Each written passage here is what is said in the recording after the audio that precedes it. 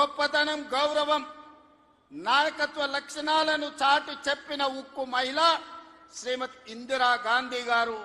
వారిని స్మరించుకోవాల్సిన అవసరం ఈ దేశంలో రాజకీయాలలో ఉండే ప్రతి ఒక్కరికి, ఈ యువతరానికి అవసరం ఉన్నది.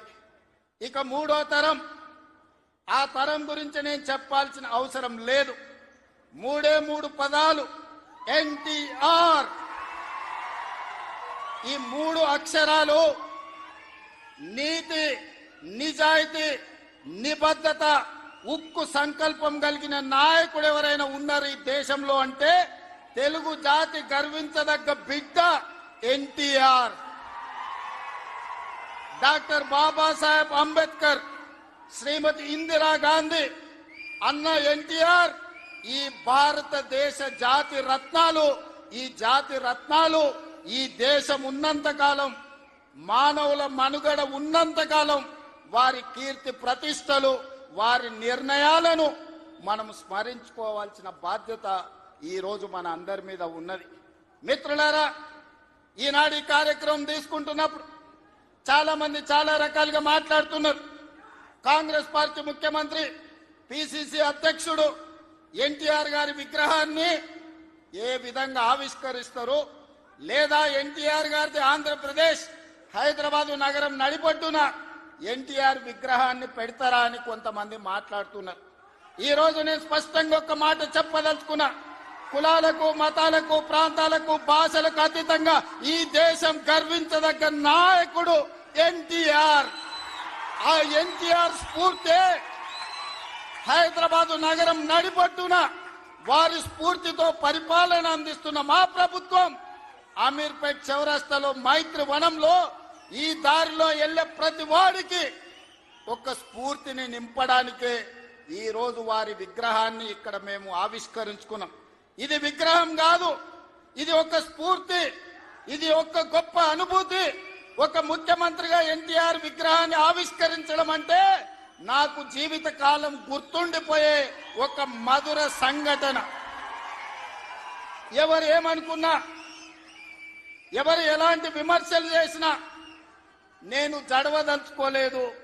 నేను చెప్పదలుచుకున్నా, ఆనాడు శ్రీమతి ఇందిరాగాంధీ గారు ఈ తెలంగాణ ప్రాంతం నుంచి ఒక పివి నరసింహారావు గారిని, ఒక మర్రి చెన్నారెడ్డి గారిని, ఒక పి శివశంకర్ గారిని, ఒక వెంకటస్వామి లాంటి నాయకులను అందిస్తే ఈ తెలంగాణ ప్రాంతానికి అన్న ఎన్టీ రామారావు గారు ఓ మండవ, ఓ తుమ్మల నాయకత్వాన్ని తెలంగాణకు అందించిండు.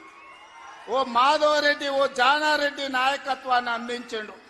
ఓ దేవేందర్ గౌడ్ నాయకత్వాన్ని అందించిండు.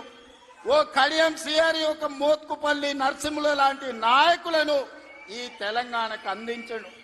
అంతెందుకయ్యా, ఈనాడు ఉపన్యాసాలు ఇస్తున్న బీఆర్ఎస్ నాయకుడు కల్వకుంట్ల చంద్రశేఖర్ రావుకి రాజకీయ భిక్ష పెట్టింది ఎవరు?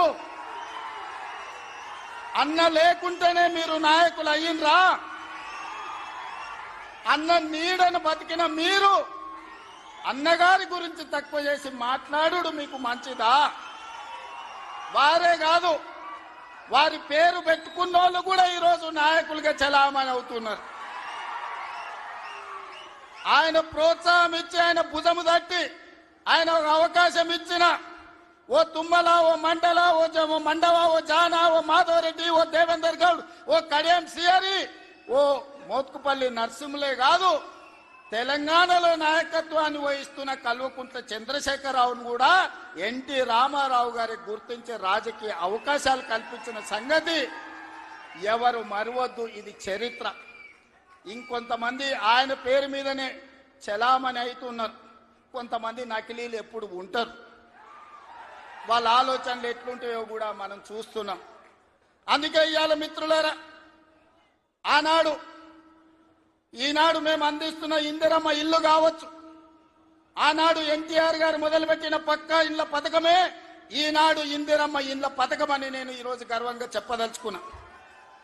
ఈనాడు 3,24,00,000 మంది సన్న బియ్యం ప్రతి పేదవాడు దళిత వాడల్లో అన్నం తింటున్నాడంటే, సంటి పిల్లలకు బుక్కెడు పువ్వు తినిపిస్తున్నారంటే ఆ స్ఫూర్తి వెనకాల అన్న 2 రూపాయల కిలో బియ్యం పథకం ఉన్నదని నేను ఈరోజు చెప్పదలుచుకున్నా. ఇవాళ